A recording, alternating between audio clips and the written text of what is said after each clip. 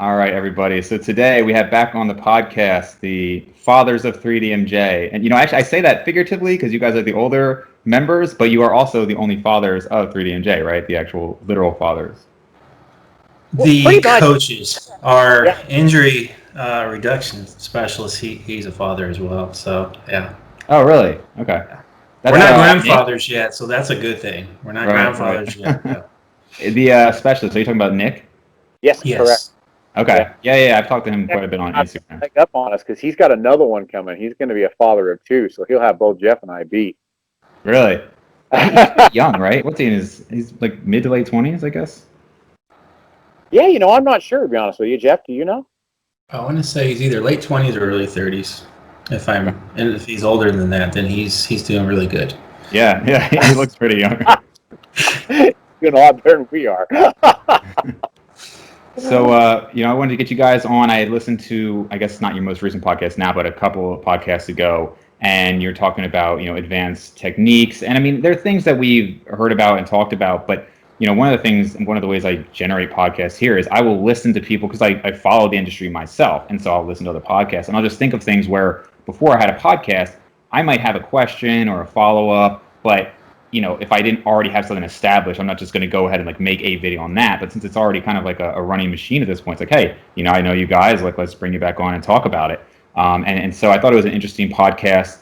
Both of you have had, I think Brad, you're late, like 20 years in the lifting game, right? Like 25 plus years. And I think Jeff, you're 34 years in. Is that right?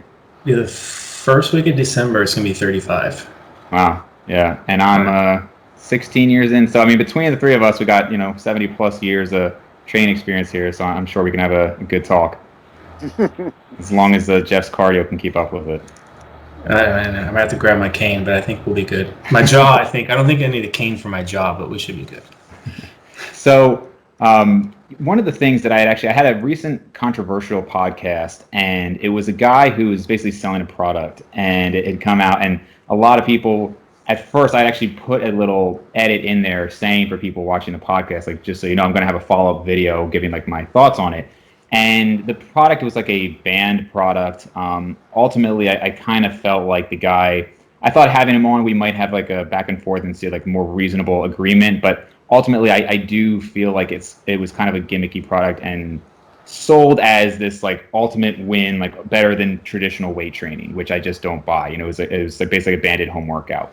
But I did want to talk about like accommodating resistance as far as like bands or chains or anything like that. And I don't think you guys do too much with that. I know some guys like John Meadows, some other trainees do a lot of banded work. For a while in the strength world, Westside was all about bands and chains.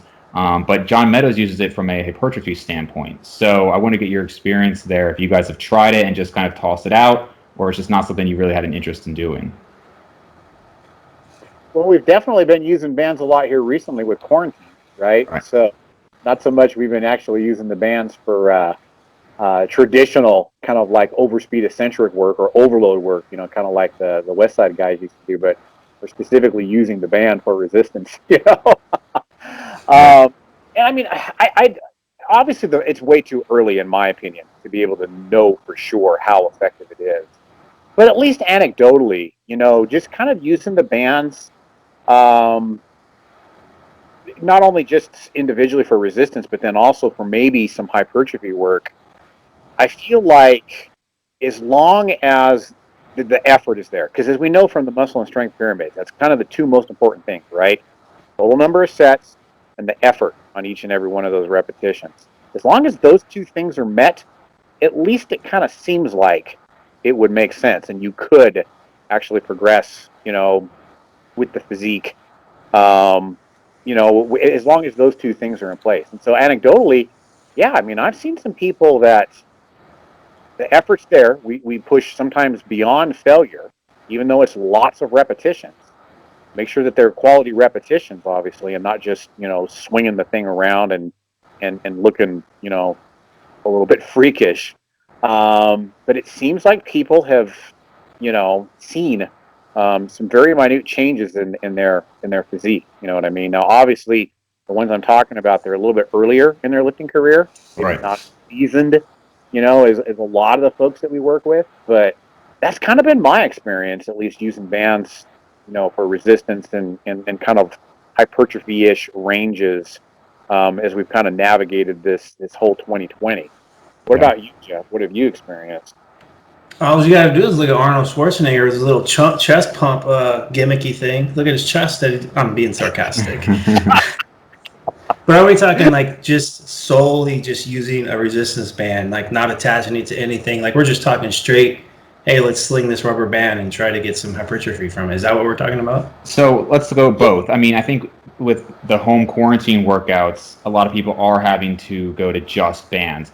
But let's even talk also in the gym. A lot of people will say, like, let's hook it up to a barbell, or I've seen on different machines in order to change the force curves. My thought is just, like, especially with COVID, like, if you told me, hey, we're going to try to get some hypertrophy with bands prior to COVID, I would have been like, ugh, that's not too fun, Yeah. And even through COVID, because a lot of people went from, like, commercial gyms to now, like, home gyms and, just have limited equipment. So, maybe bands is the only thing they have to work with. It's like Brad was saying, it's the effort. Like, gravity is gravity and weight is weight. So you have to try to create resistance. And the only downside, I think, with bands, if they're not resistant enough, then you're going to be just like, it's like lifting them with light weight. You're going to have to take your rep range so damn high. Then the question is, do you have what it takes to push yourself close to the failure or where you need to be in order to create a stimulus? And I think it comes down to mindset with that. Like, I know for me, you give me a band, and if I have to do like some type of split squat with it or something where I have to go like upwards of 30 plus reps, like I'm probably not going to go to true failure. I'm going to gas out before I'm even getting to muscular failure. So the question is how practical is it? How enjoyable is it? Because that's going to determine someone's effort, in my opinion. So a lot of it comes down to mindset, like how far are you willing to take it? Yeah, and I'm more open to it when it comes to adding it to a machine or a barbell where it's helping, it's changing the total stimulus, let's say the bottom compared to the top. Yeah, it creates a difference. It creates a better strength curve. Right. And that I can get, but with some of these people trying to do like just banded workouts, to me, you're looking at such an extreme difference between the bottom and the top partial, like the range of motion, that like as a squat, for instance, I mean, that would be very hard to do, I think, with just a band. But even if you did that by the bottom, it's like there's just no resistance. There's nothing there. Yeah. So, exactly. And it's not exactly the same, but when you look at the studies on partial range of motion, which in a way an extreme like level of band tension would be because it's so much more at the top, those studies show generally less hypertrophy from the partials compared to full range of motion. So I don't think it's ideal. So even beyond the study, like I said, just going to, like if I take someone in the gym and say, hey, do this partial and you got to do like 50 plus reps, like that effort's probably not going to be there 8 times out of 10. So you're going to lose out on it. So to me, if you're comparing a band versus like just like free weight or machines or what have you in the commercial gym, I'm going to put that person with the equipment, not bands. It's like, to me, a band's like, it's a tool, like you said, Dave, like to assist other movements to get more out of it, to make it better, but not solely by itself. I don't think none of us in the bodybuilding world would be like, hey, let's use some bands instead of real weights. Yeah. I mean, I would agree. I mean, you'd be surprised that, like I said, this product this guy had, but I think we all agree there. So you guys talked about the difference between some of these more complex exercises, and Jeff, you said like even with a curl, you really try to make it as, basically every rep is the same, right, for you, and there's a technique to it. How much do you guys think there is that neurological adaptation phase with, let's say, an exercise you've done for 20 years compared to, but like, it's been out and then recently subbed back in compared to a brand new exercise? Because I do find one of the biggest issues I have with some routines is people will talk about how important it is to change exercises. And to me, it's like I can progress every workout if I just do new exercises, right? I mean, it's like even after 17, 16 years, it's like it's almost amazing. You go in and you just know you're going to add reps, even if it's like, you've done these movement patterns so many times, right? Like how many times have I just pressed from my chest? And yet, if there's a new chest press machine in the gym I'm at, I could still be adapting to it over 10 to 12 weeks in my experience and still going up, even if let's say my bench press that's always stays in hasn't gone up at all. So I mean, I know some people talk about the adaptation only taking a couple weeks, but in my experience, it can be months that you're gaining strength without really gaining much size. Yeah, I think what it kind of boils down to is the complexity of the movement in relation to how many joints you're using, right? So, like, for example, if you just go in there, Dave, and you just see a fancy new preacher curl, right? Um, Chances are it's not going to take very long for you to adapt to that preacher curl. I could see it with a chest press because, you can kind of wiggle around in there a little bit and try to find the best ways to press there. But it's a little bit more complex movement than like a preacher curl, right?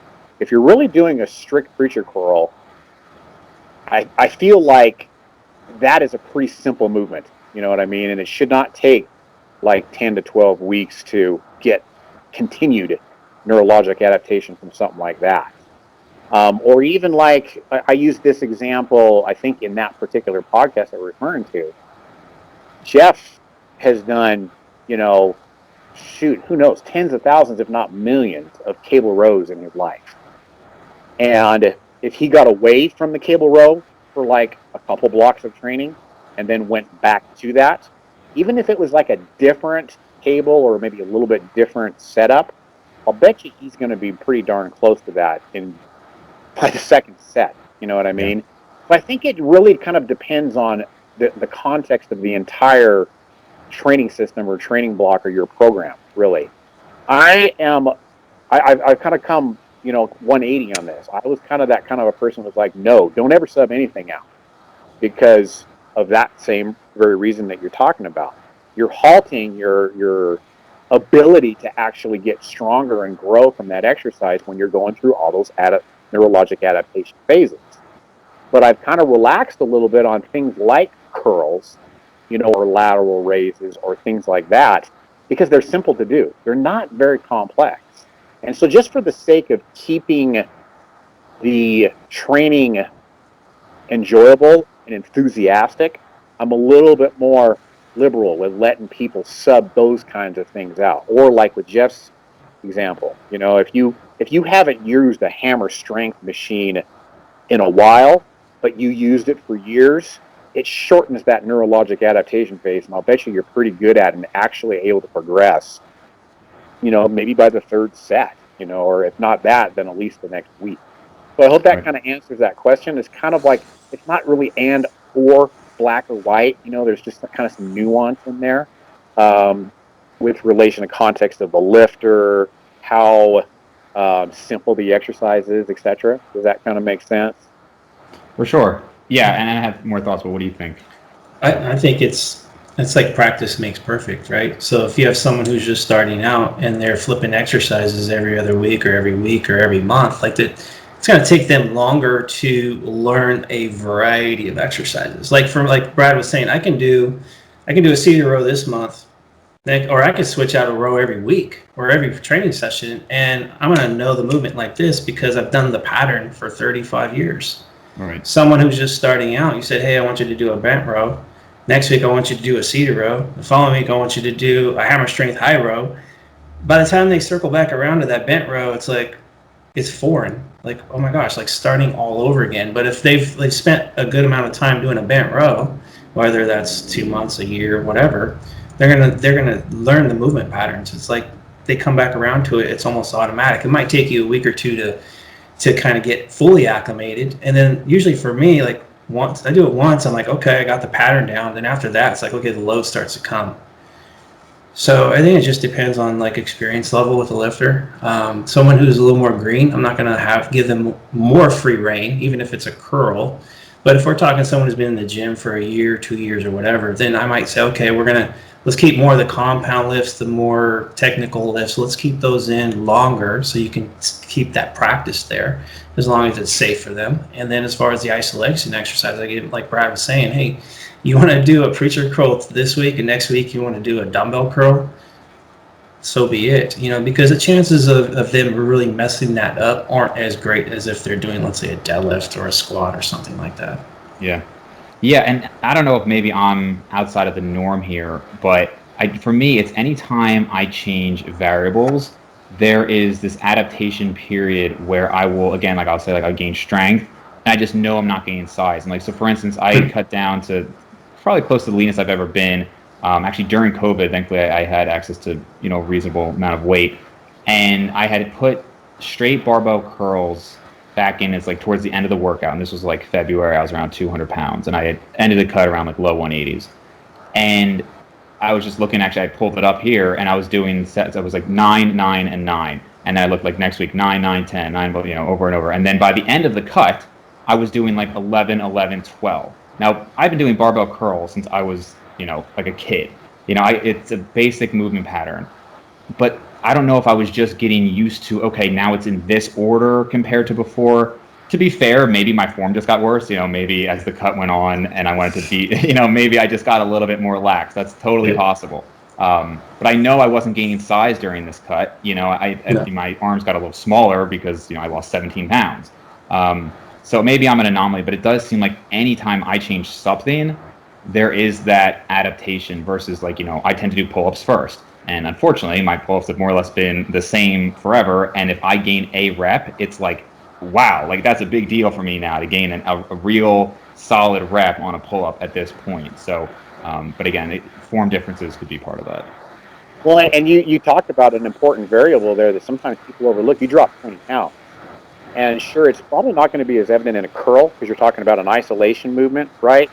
But you have to kind of remember that there is fat stores in your muscle. It's kind of like those ribbons that we see inside the steak, right?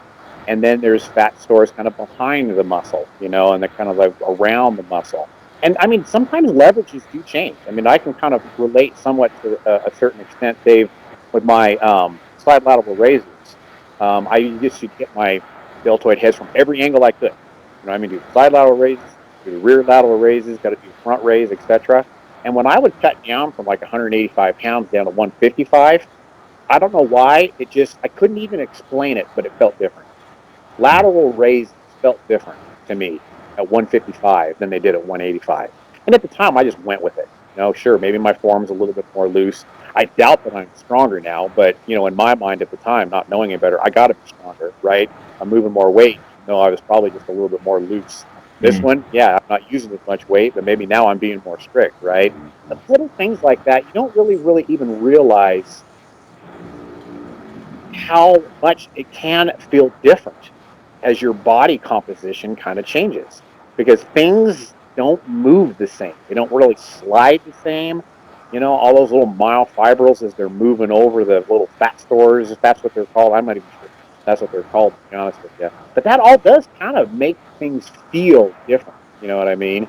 And that kind of just goes to show you why, getting back to your example with your bench press and your chest press machine, that's the smart way to do it. You integrated something new while you were sticking to your staples. Right. You know what I mean? And I think that's really important. That's something that is a smart way to do that instead of just abandoning the bench press and going to something completely new. So Dave, you said your curl actually improved while dieting, right? Right. And that could be form. Maybe it's just like, hey, that particular session, you're just like more mentally there. That's part of it.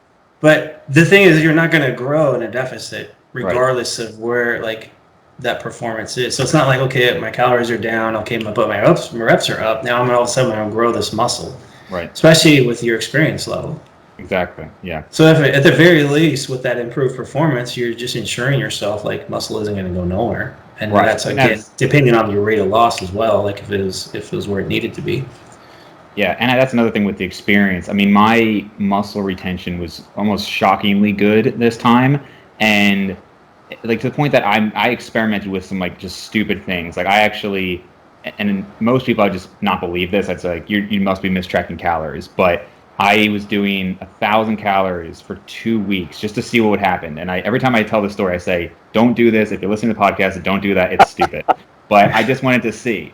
And I actually gained about 3 pounds, which obviously was water because of like a just extreme stress response. Sure.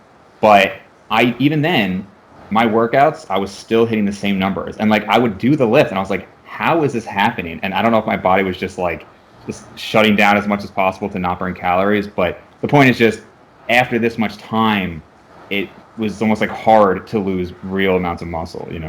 How long was that? How long was the experiment for 1,000 calories? Yeah. That was 2 weeks. The total cut was about 5 Now, months. if you would have did 4 weeks or 6 weeks, we would probably have a different result. Probably, yeah.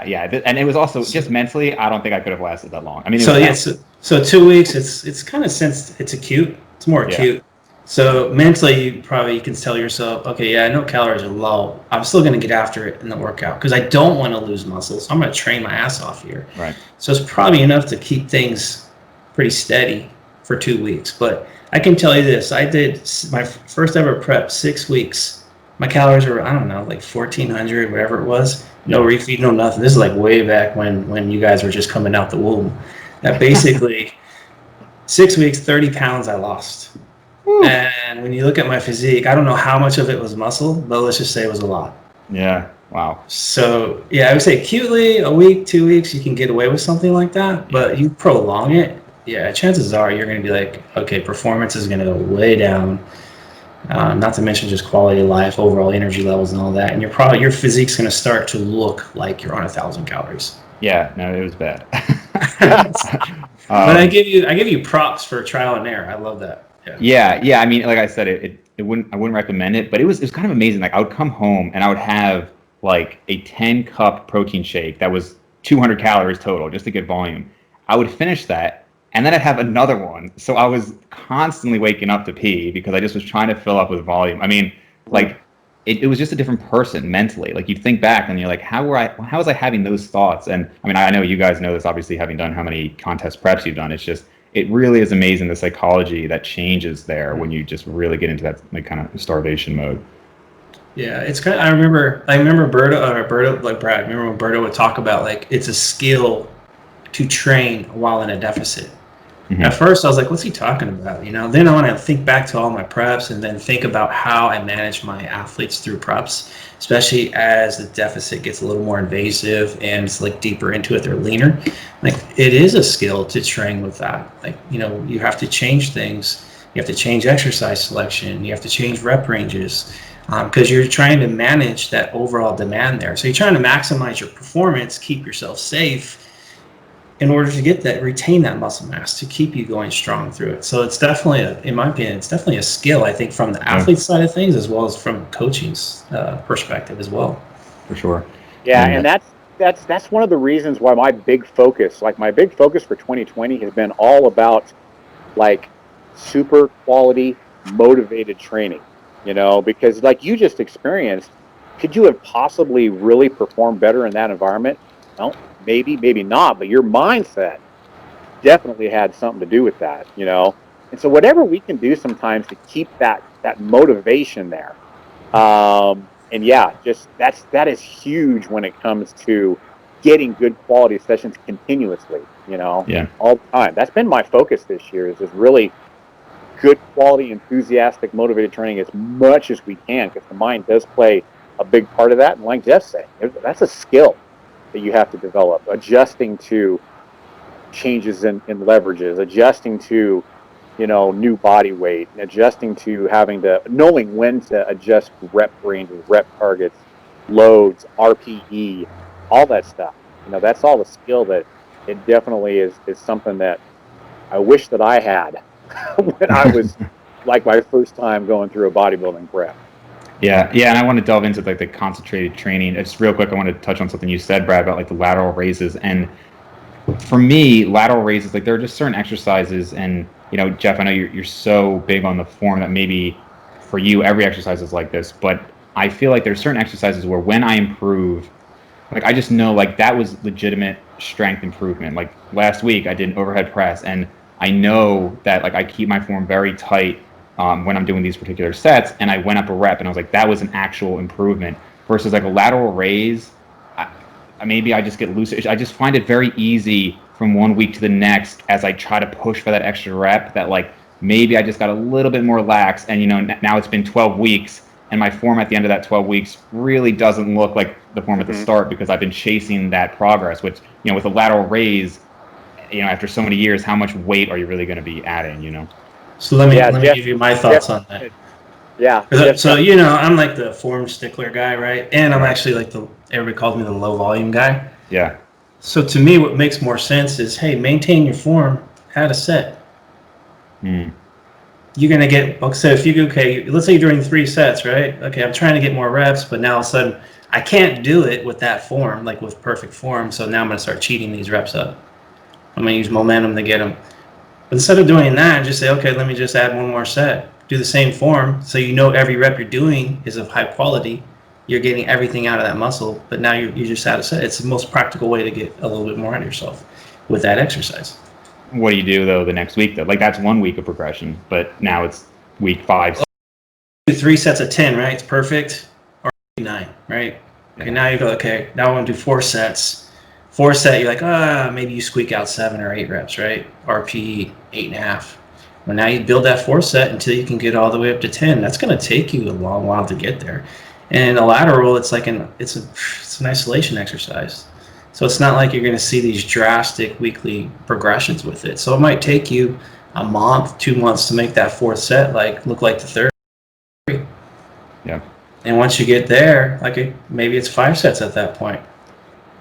And the thing with lateral raises, like Jeff, I think one time you said that you've done lateral raises for the better part of 3 years now, and you've never gone up with weight. I haven't. I've been doing lateral. I don't like lateral raises personally because I just don't feel good mind muscle connection with it. It's kind of a love-hate relationship because at times I need it because of like shoulder aches and pains and things like that. But yeah, I mean, when I first started training to all the way until my 30s or whatever, it's like you're talking like 20 years of training. I was using anywhere between 20, on a good day, a 35-pound dumbbell for a lateral, but it's usually like 20 to 30. Right. And even now, it's the same, 20 to 30. That's what I mean. Like, there's just some exercise that's like, you're just not going to be using these heavy weights. I don't know if that's even where you should be looking for your progression after it. Sometime it's almost like this is throwing in some extra volume, but like if I get a rep on a bench press, like, okay, that's great, progress for my chest. I'm not necessarily trying to put on like 80-pound dumbbells for flies and going up for that. You know what I mean? Yeah. And that's exactly the point right there. Your side level raises, your flies and things like that. That's all your bodybuilding work that really almost doesn't have to progress. It's got to be there, but it doesn't necessarily have to, to progress because you've got all the other parts of your program that you usually have some sort of a progression plan. You get an extra rep on your bench press. Maybe you can get a primary set that's heavier than normal, and then you do all your back off sets kind of to your regular volume that you have programmed, right? The context of the whole program, you're progressing. Even though the lateral raise, the fly, yeah, you're probably not. It's still important. You got to get that volume in there, but is it really important to progress on those? Maybe not. I think it's probably more to progress on your big compounds where you're actually programmed for progression. Even frequencies and everything, like not just adding the set, but even, okay, let me do those things like, so 2 times a week, let me do them 3 or even 4 or even 5, because I mean, they're not that an invasive exercise. It's not like after doing 3 sets of 10 for 4 days of those, you're going to be like, oh gosh, I can't wake up anymore, I'm too tired. Yeah. So that's another way to increase the demand of the exercise. You might get more out of it. Right. So it just kind of depends. But like the way I kind of look at exercise selection, okay, what's going to give me the most bang for my buck? Like where I can get good mind muscle connection, I'm going to get a lot out of the exercise. It's safe to do, and what I actually enjoy doing. Because like again, I hate laterals. So if I don't have to do them, I'm not going to do them, because if I have them in there, and I was in a debate with some guy on my YouTube video over this. Like he's, oh, you can do laterals, it's less invasive than overhead press. You do overhead, you can get your delts developed through the other pressing movements. So basically, it's just making a case, as far as fatigue ratio, which on paper makes sense. But for me, it's like mentally, if I do a lateral raise, I'm not willing to push myself. Mm-hmm. But on overhead press, I love overhead press, so I'm more willing to push. And I can just alter elbow positioning to hit my medial delts or what have you to cover my bases. But I think there's just a lot of context when it comes to training, and I think Brad touched on this earlier. It's not a black or white. There's so many shades of gray to kind of look at. Sure. So there was this story you had told, Jeff, and like immediately when you told it, I was like, I gotta talk to you about this story. And not like to call you out or anything. It's just, maybe just to go into it. So this is the story that I've heard from countless bodybuilders over the years, and it goes something like, I train so intense, and you don't know what it's like to train with me, and then come to work out with me, and this person just died when they worked out with me. And I'm sure that story happened. It's more just like I kind of laugh because I've heard it so many times, and it makes me wonder, is this just an area where sometimes when you've been doing something for so long, you kind of forget what like the average person's perspective is, right? We're all watching YouTube. Everybody's got a 300 to 400 pound bench press and 17-inch arms, and like you kind of forget, like, oh, you go in the real world and like that's actually really impressive. And I don't know if it's the athletic background, but for me, even from a very young age, I always stuck by, like, I remember being on the forums when I was like 14, 15, and people tell me that because I was young, I didn't know how to push hard. And I remember that annoying me because, again, I was an athlete from when I was like 5. So I was always pushing very hard. And I mean, I literally had leg days where trainers would come up to me and ask me if I was okay because I was just like passing out like on the floor. And so when I hear people say like, oh, the average person doesn't know how to push themselves, I think, really? Like, do they not? Because even like my brother, he got into training way later than me, but he was pushing himself very hard. And I remember my mom even got into training. And I mean, I saw her doing this set. Now there's a difference between your effort and then what you can actually do. Obviously, as you get more and more advanced, you can push your body harder. But what I mean is, like, they were, as much as they could, pushing hard. And yet I constantly hear so many people talk about the average person just doesn't know how to push. So maybe if people didn't hear the podcast, but you could just briefly say like what your experience was with the person. Let me give the context. Yeah. So at the time, this was like when I worked on the auto plant. This was pre-internet days, so there was no forums. So it was just basically, hey, just your local gym. So the guys at the auto plant, because I was like, the big fish in the little pond there. So it's like they'd ask me questions all the time. And at the time, I was doing Mike Mentzer, Dorian Yates HIIT. So I kind of tailored it to my liking, like a couple sets to failure. On occasion, I do like static holds, negatives. Like it was really intense. Like when I talk intense, go watch Brad Loomis's videos before 3DMJ. Like he's screaming, ah, like getting after. So it's like that. I trained in that fashion. So everything was done to until I just could not move.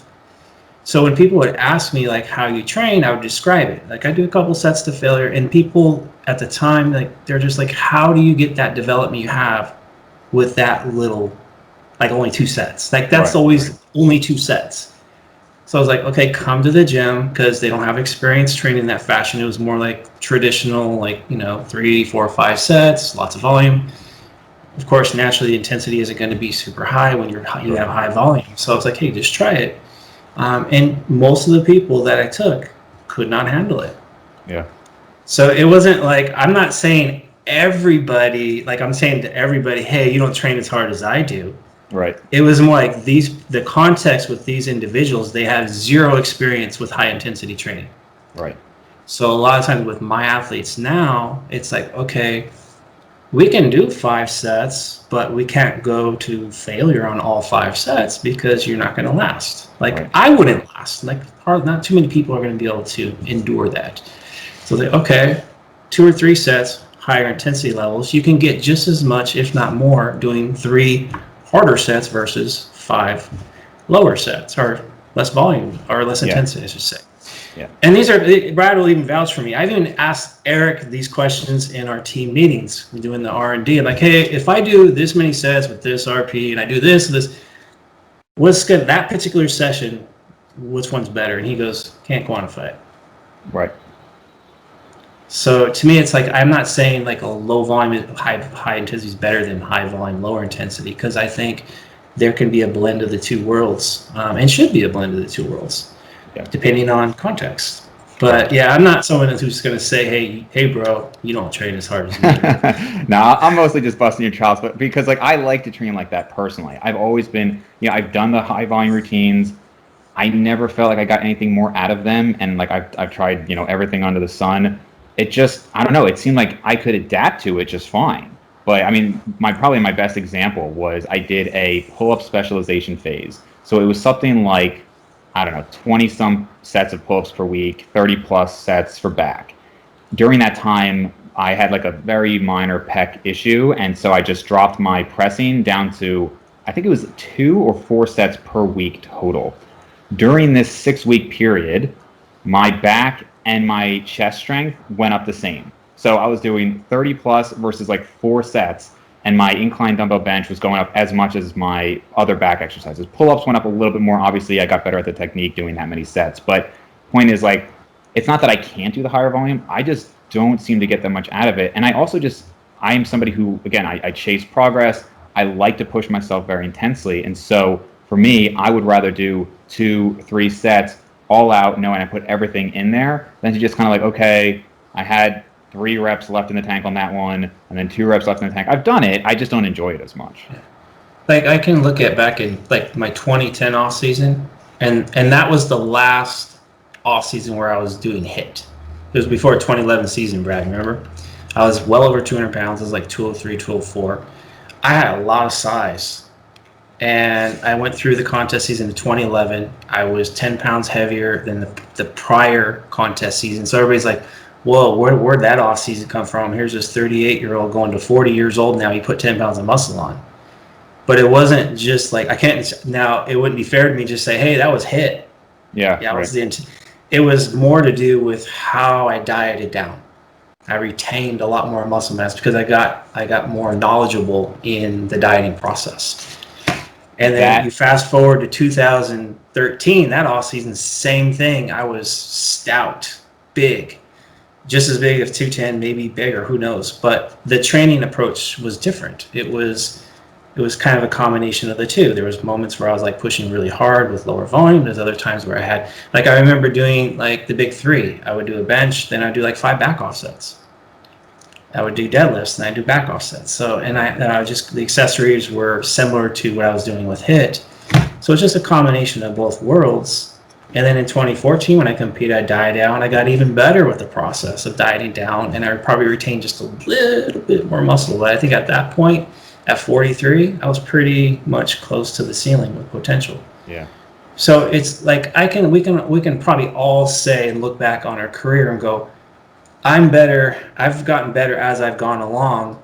But is it really just the one variable that you think it really was, or was it a combination of all the variables? Because your knowledge and skill level with all these tools have gotten better through the years.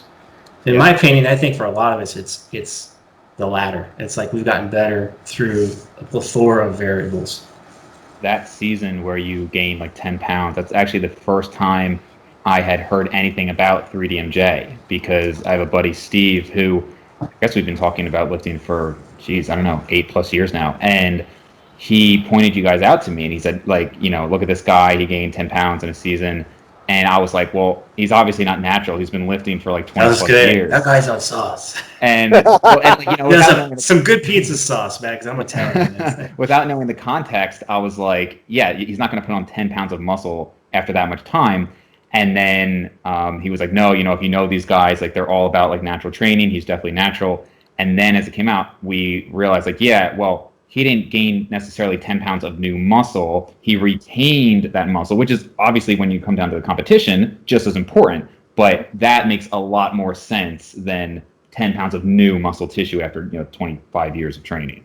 Yeah. Sure. Yeah, exactly. And one thing too, Dave, if you don't mind me taking a bit of a tangent. Sure. I kind of want to talk about reps in reserve, because Jeff has, in my opinion, probably one of the most intuitive approaches to RPE and RIR, and I think that's extremely important. It's like kind of like the difference between a guy that's a good motorcycle rider and a guy that rides good. You know what I mean? A guy that rides good, he learned how to do certain things. You know, he learned how to look where he needs to go and not, you know, just intuitively the rider. He doesn't even have to know that. He just does it. You know what I mean? That's kind of the difference. Jeff, he doesn't need to know what RPE and RIR is. He just does it. I do know what it is, but I don't need to know it. Yeah. Exactly. And when you see Jeff lift, you would know what I'm talking about. He knows what RPE is, not because he's learned about it. It's just an intuitive thing that he's able to do. People will say, okay, there's 2 reps in reserve right there. And I'll say, no, there's not. Do another one. Yeah. And they'll do another. Okay, that's got 2 reps in reserve. And I'll say, no, there's not. Do another one. You know, finally 4 reps later, that one repetition, the last one they did, finally slowed down. Now you've got 1 or 2 reps maybe in reserve. Hey, check this. So I'm not going to say the athlete, but on Friday I had a Skype call, and it was a lat pull down. So I'm watching it with the athlete live. So he filmed it, recorded it. So I watched it, watching it together. And he got the set was done. So I asked, and the form was like he wasn't getting full range of motion. So that was one thing. Like, hey, we can get more with more range of motion there. Then the other one was, I go, so how many reps do you think you had left there? He's like, that was 2. And I was like, you had 5. So that's what I'm kind of saying is like, okay, do we really need to focus on all like adding a bunch of sets all the time, or can we improve quality and actually do less sets but get just as much, if not more, out of less sets? And that's one example. And taking into context the programming, that's one example where, hey, you can push the intensity more so. Yeah. So just to quickly add, like basically what I did with some of his isolation exercises in the programming was like, because it's 3 sets we're only doing, I said first 2 sets, 1 to 2 reps in reserve. Last one, I want you to take it to the house. Laterals, curls, like safer exercise, so he can get experience on pushing himself further. Right. Yeah, and I think, go ahead, bro. Well, I was just going to say, that's one thing that I learned watching Jeff, was what true RPE is, what true 2 reps in reserve were. You know what I mean? And more so, we're kind of judging RPE by the speed of the load that it is that you're moving. You know what I mean? I always watch Jeff, and everyone is roughly the same speed. And then all of a sudden, the rep kind of slows down just a little bit. But it was still just as pristine as the previous 5 or 6 or 7, right? And then if he's really feeling good and he's really pushing hard, he'll push another one that like crawls. And he's just, he's composed. It looks just like the previous one. But now finally, either it came up a little bit short, or it was a super crawly rep. And so that's what I'll try to explain to people. Keep doing repetitions perfectly until you get to that one that is visibly slower. Right. Now you know that you're close to failure, and it never fails. When people do that, or they'll record videos are a great way to know it, because people will be like, man, I would have swore I only had 1 or 2 left and it didn't even slow down. And if they're pushing themselves until that rep finally slows down, they kind of find out, man, I did 5 more when I thought there was like 1 or 2 left, or even like Jeff's, like he was talking about with his lateral raises. People will be really strict, and then all of a sudden they're doing that little kick. They're doing that little motion, you know what I mean? I'm like, you know what? You failed 3 reps ago. As soon as you started doing that, that would have been a slower rep, and you would have gotten more quality out of that 1 rep than the 3 junky ones that you just did, And when you start adding up all that junk volume, those crappy repetitions, or those ones where you were swinging, or the ones that you stopped when you only had like probably 5 reps in reserve and you thought it was 1, you start adding that all up. Now we're starting to figure out, oh, that's why Jeff can get by with such little volume. There's no junk. There's no wasted effort when Jeff. It's like that little kid, like my son with his pancakes, and he's putting the Hershey syrup on the pancake. I'm like, if you keep putting more on there, that's going to taste like shit. That pancake's going to be shitty. So just stop right there. That's a good quality pancake. And if you want more, hey, let's put another pancake on your plate. So that's what I said, Dave, do another set. So I just so you don't eat a bunch of shitty pancakes. I don't know, man. There's no such thing as too much syrup for me. So so I sent you guys, if you can look, are you able to look at the chat in the Skype here? I probably can. Yeah, I saw it pop up there. So if you click that link, so I think, tell me what you think. My form clearly gets lax. So it shows 2 reps. This is like a set of 12. I would think that if you look at like the first rep it shows, which is rep 11, that's probably an actual 0 RIR, and then I let my form get a little bit loose. But to me, I still like to, because sometimes I'm like, was that really my last one with good form? And you can usually tell, but I don't mind, especially for a curl where it's not going to be like super taxing. Sometimes I like to just see if I can get that last little bit out. So you guys can let me know what you think. like before even watching it, I thought like before even watching it is like watching form is kind of like subjective, like watching people pose. Yeah. I mean, unless it just looks totally unsafe. Yeah. I mean, as I'm watching it now, I'm like, oh, yeah, I'm leaning quite a bit. But I also, I don't know, for curls, like I guess I'm okay with the looser form. Like I said, that first one was probably my true zero RIR, and then I'm just like, Yeah, because you can see that last one. There's a couple things that you did there to get that rep out. Now, obviously, that is a safe one. A curl, that's a safe one that you can go beyond technical failure, right? You can see you kind of dip down just a little bit. You notice? Yeah. He's changing leverage to make it happen. Just changing it a little bit. But imagine if you were underneath a squat or a bench press and you were at that zero RIR and then tried to do another one.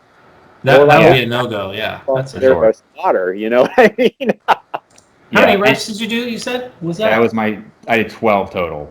So you're seeing 11 and 12. Mm-hmm. I mean, for the way you're grinding that, I thought, naturally, like you couldn't lift it clean anymore. So it's like, hey, let me get a couple more reps, so I have to dip and change leverages. But you're in control and command the whole time. Like to me, it didn't look safe. And the way you change leverage was actually safe, because if you would have tried to force it with like a straighter torso, then you're going to put a tremendous amount of pressure on your lower back. Right.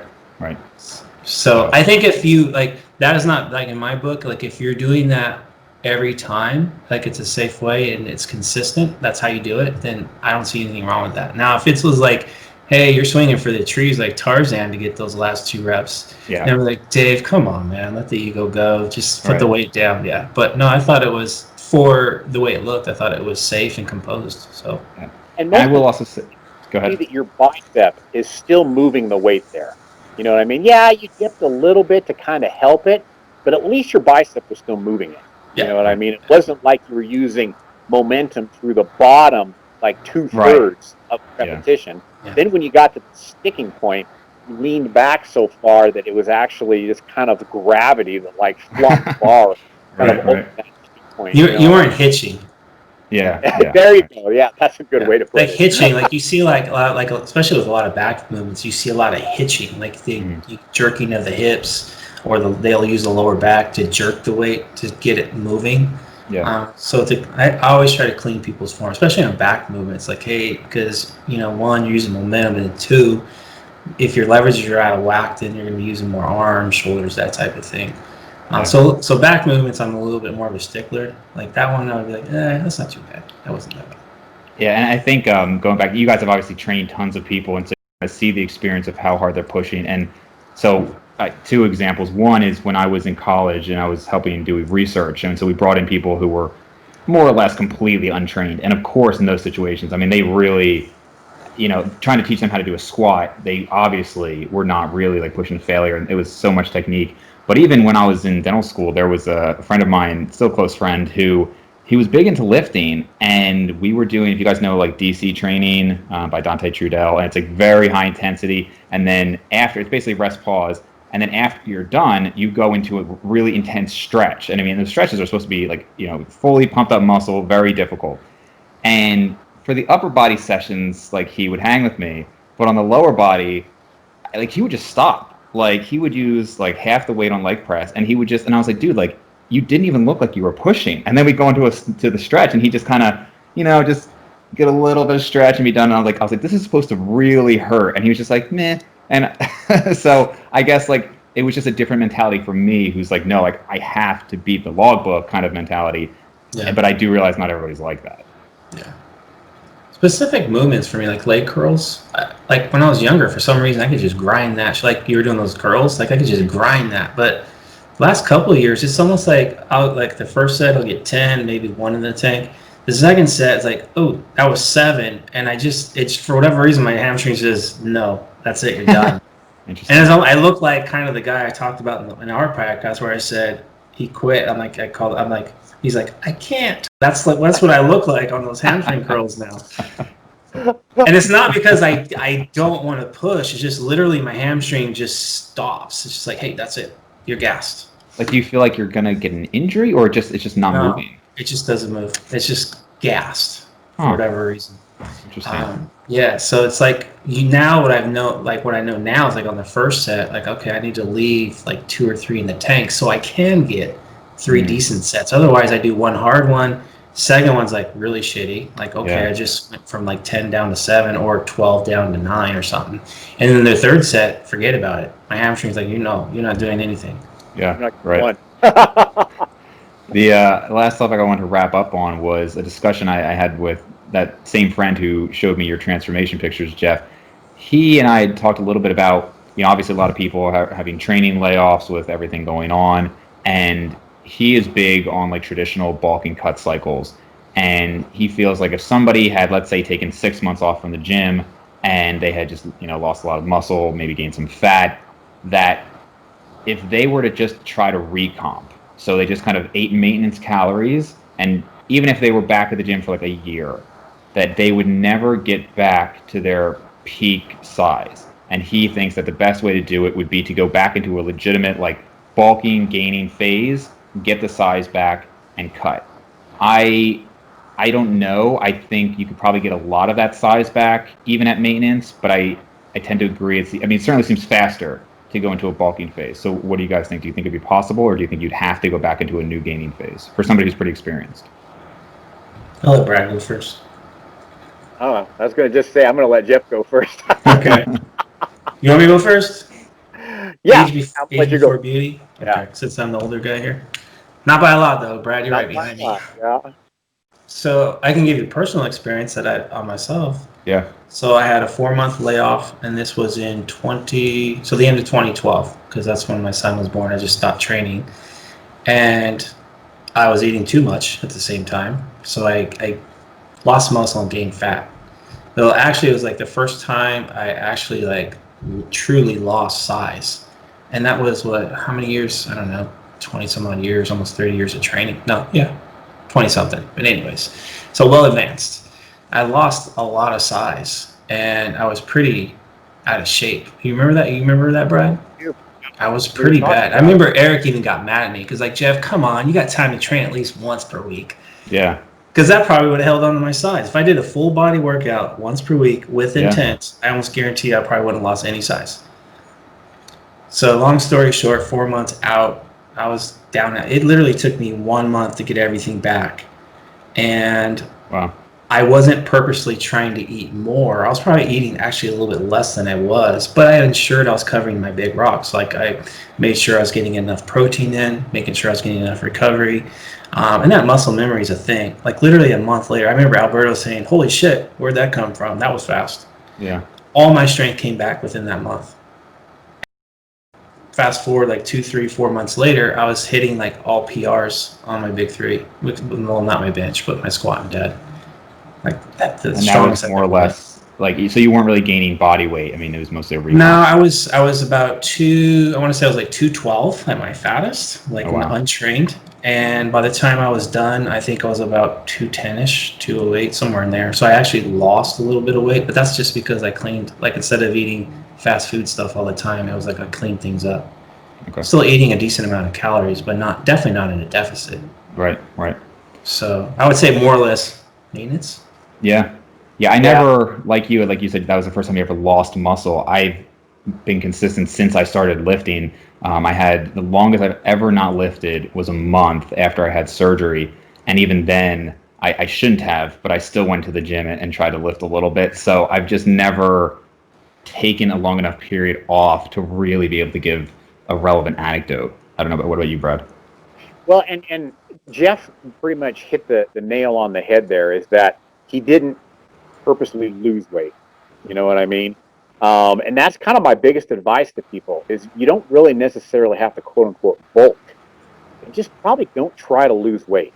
You know what I mean? If you could just kind of, I don't even care if it's technically eating at maintenance. You know what I mean? Just don't lose weight.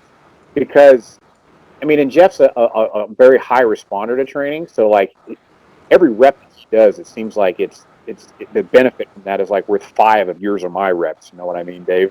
But still, it just goes to show you that just getting those weights going again, he was reclaiming all of that muscle that he lost in a relatively period of time. And I remember the conversation that we were having in this particular gym. Jeff was wearing a San Francisco Giants jersey, if I remember right, and it was like he'd never even left. You know what I mean? And he'd only trained for like a month. And so my advice to people is like, even during quarantine training, you know, you're still training, but you're training with a band. We're kind of coming full circle, right? We're going back to a band now. But you're training with a band, and you're doing hundreds of repetitions of push-ups, hundreds of repetitions of body weight and split squats, like that. When you go back into the gym, just don't lose weight. You know, you don't have to bulk. You don't even really have to really eat at quote-unquote maintenance. Just don't lose weight and get your training going, because now that you're doing these repetitions with more appropriate load, you're going to be reclaiming all of that muscle again. And if you gain a little bit of weight, so be it. You're training with appropriate load. You're probably getting a little bit of that lean tissue back again. You know what I mean? And so I'm kind of a little bit more loose with it. I just tell people, just don't lose weight. You know, I mean, and when I say weight, I mean, I'm talking significant weight. Don't lose 5 pounds. You know what I mean? If you lose 2 pounds over the course of like 3 weeks, yeah, I'm not going to split hairs over that. But I guess I should say don't lose significantly. Yeah.